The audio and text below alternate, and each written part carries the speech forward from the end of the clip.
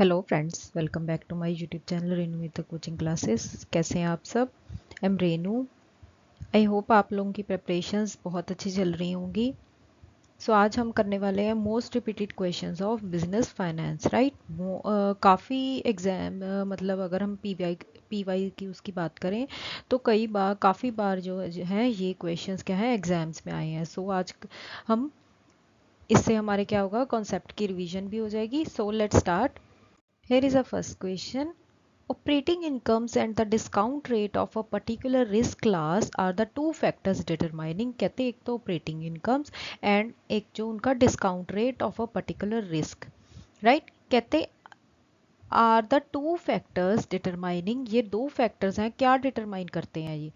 Dependence hypothesis, traditional view, modern view and independence hypothesis. So जो operating incomes होती हैं and जो discount rate है किसी पर्टिकुलर रिस्क का, राइट, वो दो फैक्टर्स हैं डिटरमाइन करने के लिए इंडिपेंडेंस ऑफ हाइपोथेसिस, कि एक हाइपोथेसिस की क्या इंडिपेंडेंस है। कहते the independence hypothesis is a propose solution to the synoptic problem. It holds that Matthew, Mark and Luke are each original compositions formed independently of each other with no documentary relationship, right। कहते एक synoptic problem की क्या है, independence hypothesis है। जब हम किसी project में या हम कह लो कोई वेंचर कैपिटल करने के टाइम पे किसी उसमें इन्वेस्ट करते हैं तो जो डिस्काउंट रेट किसी के रिस्क को कैलकुलेट करने के लिए जो डिस्काउंट रेट है वो भी क्या करते हैं, हम किसी एज्यूम करते हैं, राइट। तो उस एजम्पशन को कहते हैं ये दोनों फैक्टर्स हैं क्या एज्यूम करने के लिए, independence hypothesis, right. Next question.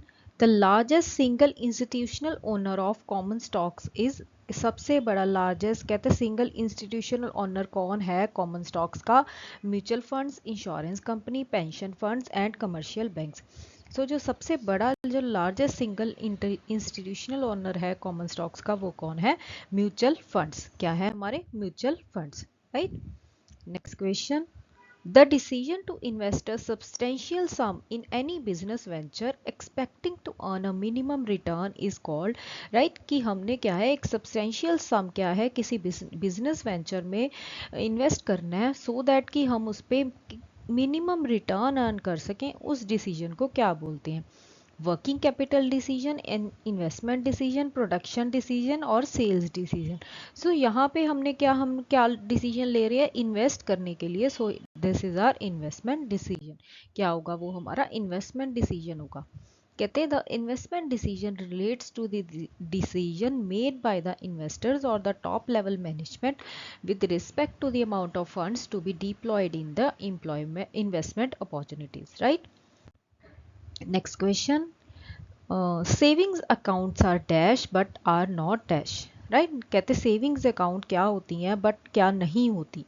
Negotiable, liquid, marketable liquid, liquid personal, liquid marketable. So जो सेविंग्स अकाउंट होते हैं वो क्या होते हैं, लिक्विड होते हैं बट मार्केटेबल नहीं होते, राइट। सो हमारा करेक्ट ऑप्शन क्या हो जाएगा? Option D. Next question. The available capital funds are to be carefully allocated among competing projects by careful prioritization. This is called, right, कहते हैं हमारे पास जो available capital funds हैं उनको हमने carefully allocate करना है among competing projects but by careful prioritization, की हमारी priority क्या है उसके basis पे। दिस इज कॉल्ड, उस प्रोसेस को क्या बोलते हैं? Capital positioning, capital structuring, capital rationing and capital budgeting, right. So यहाँ पे क्या है, अगर हम कैपिटल फंड्स की बात करें तो capital funds means long term investment. So जो लॉन्ग टर्म इन्वेस्टमेंट होती है वो किससे रिलेटेड होती है? हमारी कैपिटल बजटिंग डिसीजन से रिलेटेड होती है, राइट। सो हमारा करेक्ट ऑप्शन क्या हो जाएगा? Option D. कहते this is called capital budgeting. Capital budgeting is the process a business undertakes to evaluate potential major projects और investment, right. Next question. The cost of capital of a long term debt is generally, कहते जो long term debt की cost of capital क्या होती है? Lower than the owned funds, equal to that of own funds, more or less than the own funds and higher than that of the own funds. So अगर हम long term debt की बात करें तो वो उनकी कॉस्ट ऑफ कैपिटल क्या होती है, higher than that of own funds, अपने फंड से जो ओन किए होते हैं फंड से उससे क्या होती है, ज़्यादा होती है, right. Cost of capital refers to the opportunity cost of making a specific investment.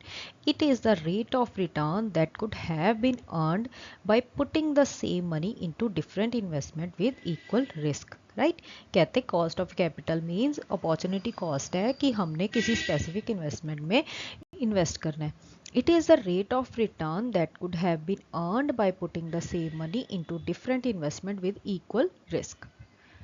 Next question. Which of the following would not be considered as capital market security? Corporate bond, common stock, 6-month treasury bill and mutual fund share. So इनमें से capital market security कौन सी नहीं है? Corporate bond considered as capital market security, common stock also and mutual fund share. But जो 6-month treasury bill है वो क्या है? Capital market security नहीं है. A treasury bill is a short-term debt obligation backed by the US Treasury Department with a maturity of 1 year or less. Right? Next question. When a company uses increased fixed cost for production, this is an example of what type of leverage? जब कहते company क्या करती है, increased fixed cost production के लिए use करती है, that then this is an example of what type of leverage? Operating leverage, financial leverage, variable cost leverage and combined leverage. जहाँ पे फिक्स्ड कॉस्ट की इन्वॉल्वमेंट होती है तो वो कौन सी लीवरेज होती है हमारी, ऑपरेटिंग लीवरेज. कौन सी लीवरेज होती है, ऑपरेटिंग लीवरेज, राइट. कहते operating leverage is a cost accounting formula that measures the degree to which a firm or project can increase operating income by increasing revenue, right.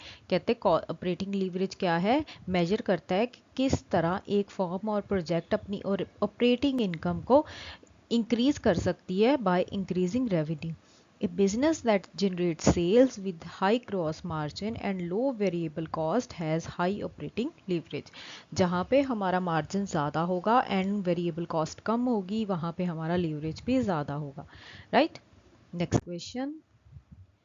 If a preferred stock issue is cumulative, this means कहते हैं अगर कोई preferred stock क्या है, cumulative है. cumulative means year by year वो उसका जो डिविडेंड है वो क्या है, एरियर्स बनते जा रहे हैं, जुड़ता जा रहा है. That means dividends are paid at the end of the year. Dividends is legally binding on the corporation. Unpaid dividend will be paid in the future and unpaid dividends are never prepaid. If preferred stock issue is cumulative, this means that unpaid dividend will be paid in future, right. कि उनके arrear बनते जा रहे हैं और वो क्या है, फ्यूचर में पे किया जाएगा जब कंपनी के पास प्रॉफिट्स होंगे, right. Next question. When a company uses debt funds in its financial structure, it will lead to change in. जब कहते कंपनी क्या है, डेट फंड को यूज करती है अपने फाइनेंशियल स्ट्रक्चर में, it will lead to change in. उससे किस में चेंज होता है, फाइनेंशियल लीवरेज में, ऑपरेटिंग लीवरेज में, मनी मार्केट लीवरेज में एंड स्टॉक मार्केट लीवरेज में. जब कहते कंपनी क्या है, डेट फंड्स को अपने फाइनेंशियल स्ट्रक्चर में यूज करती है, इससे किस में चेंजेस होते हैं, उनके फाइनेंशियल लीवरेज में, right. Financial leverage is the amount of debt that an entity uses to buy more assets. Leverage is employed to avoid using too much equity to fund operations, right? Leverage का मतलब होता है कि हम ज़्यादा equity ना use कर लें. अगर जितनी ज़्यादा इक्विटी हमारी कंपनी में अगर हमने शेयर होल्डर्स को ज़्यादा दे दिया तो हमें डिविडेंड भी ज़्यादा ही पे करना पड़ेगा, which is very high risky for the company, right. Next question.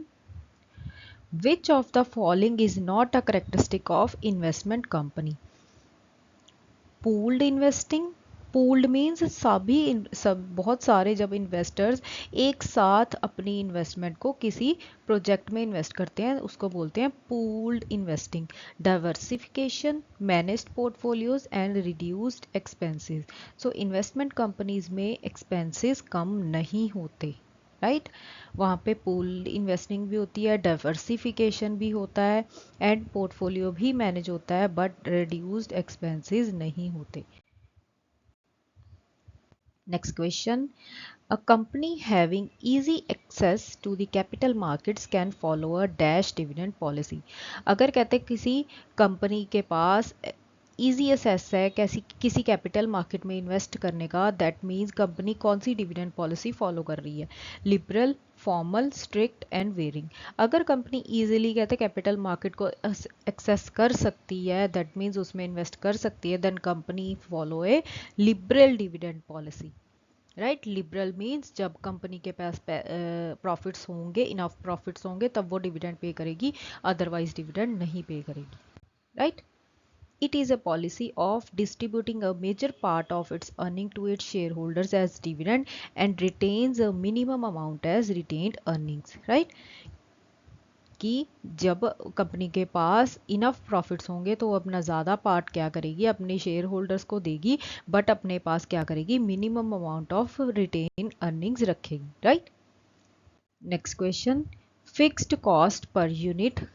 Fixed cost does not change with the change in volume of production. Be flexible according to the rate of interest. Changes according to volume of production and not remains constant. So जो fixed cost per unit है वो क्या है हमारी, change होती है according to volume of production. For example, अगर कोई कंपनी 100 यूनिट्स प्रोड्यूस कर रही है, देन उसकी फिक्स्ड कॉस्ट है ₹1000, देन सो दैट कि पर यूनिट कॉस्ट उनको 10 पर यूनिट। अगर कंपनी अपनी प्रोडक्शन 200 यूनिट्स कर लेती है and fixed cost remains the same, then fixed cost 5 per unit हो जाएगी, right. So changes according to the volume of production. A fixed cost is a cost that does not change with increase and decrease in the amount of goods or services produced or sold, right?